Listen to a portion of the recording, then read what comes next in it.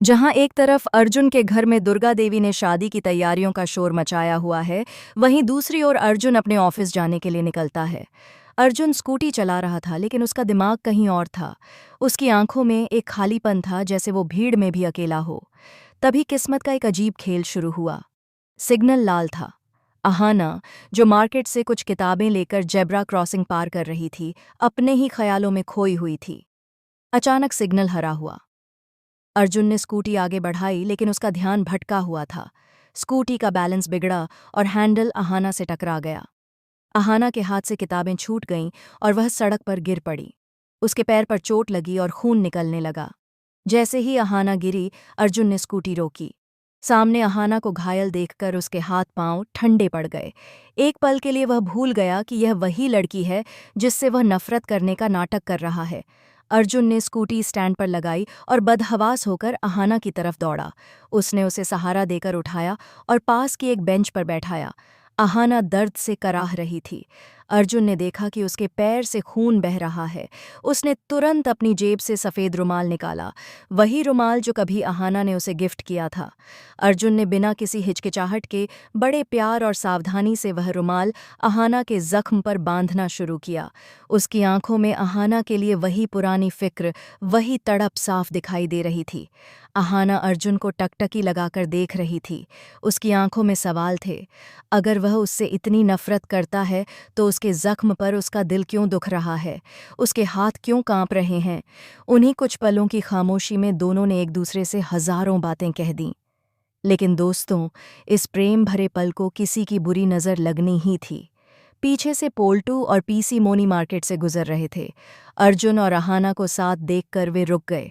PC Moni ने फौरन पोल्टू के कान भरे। देख रहा है पोल्टू, यह लड़की बाज नहीं आएगी। जानबूझकर खुद को चोट पहुंचाई है ताकि हमारे भोले अर्जुन को फिर से अपने जाल में फंसा सके। देख कैसे मगरमच्छ के आंसू बहा रही है। पोल्टू भी भड़क गया। दोनों आंधी की तरह वहां पहुंचे और तमाशा शुरू कर दिया।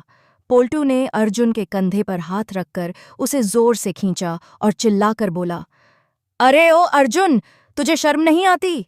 जिस लड़की ने तेरी जिंदगी बर्बाद कर दी, तू उसके पैरों में गिरकर उसकी मरहम पट्टी कर रहा है? यह सब इसका नाटक है, तुझे इमोशनल ब्लैकमेल करने की चाल। पीसी मोनी ने भी ताने कसते हुए कहा, अरे महारानी, मेरा पीछा क्यों नहीं छोड़ती? रिश्ता खत्म हो रहा है ना, फिर क्यों मेरे अर्जुन के पीछे पड़ी हो? सड़क पर भीड़ जमा होने लगी। अहाना की आंखों में अपमान के आंसू आ गए। वह उठकर जाने ही वाली थी कि तभी अर्जुन दहाड़ा, बस, बहुत हो गया। उसने पोल्टू का हाथ झटका और अपनी बुआ और भाई के सामने दीवार बनकर खड़ा हो गया।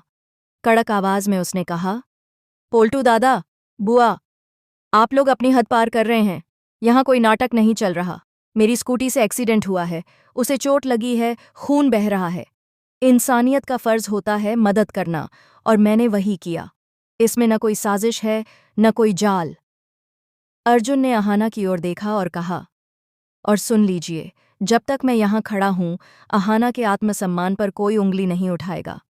वो मेरी पत्नी है, मतलब थी, या जो भी हो, लेकिन उससे इज्जत से बात कीजिए। अर्जुन का यह रौद्र रूप देखकर पीसी मोनी और पोल्टू सन्न रह गए। उन्हें उम्मीद नहीं थी कि अर्जुन पलटकर खड़ा होगा। अहाना ने अर्जुन की आंखों में देखा और उसे यकीन हो गया कि दुनिया चाहे कुछ भी कहे, अर्जुन के दिल के किसी कोने में आज भी उसके लिए जगह सुरक्षित है। अर्जुन ने धीरे से पूछा, ज्यादा दर्द तो नहीं हो रहा? मैं डॉक्टर के पास ले चलूं? अहाना ने नम आंखों से मना किया और लंगड़ाते हुए वहां से चली गई। अर्जुन उसे तब तक देखता रहा जब तक वह ओझल नहीं हो गई। पीछे खड़े पीसी मोनी और पोल्टू समझ गए कि तलाक के कागज साइन होने के बावजूद अर्जुन के दिल से अहाना को निकालना नामुमकिन है। दोस्तों, इस हादसे ने एक बात साफ कर दी, यह प्रेम कहानी इतनी आसानी से खत्म नहीं होगी। लेकिन अब सवाल यह है, पीसी मोनी अर्जुन को वापस अपने काबू में करने के लिए कौन सा नया हथकंडा अपनाएगी? क्या यह वही रुमाल फिर से दोनों को जोड़ पाएगा? कहानी के अगले धमाकेदार मोड़ को देखने के लिए चैनल को सब्सक्राइब करें और बेल आइकन जरूर दबाएं।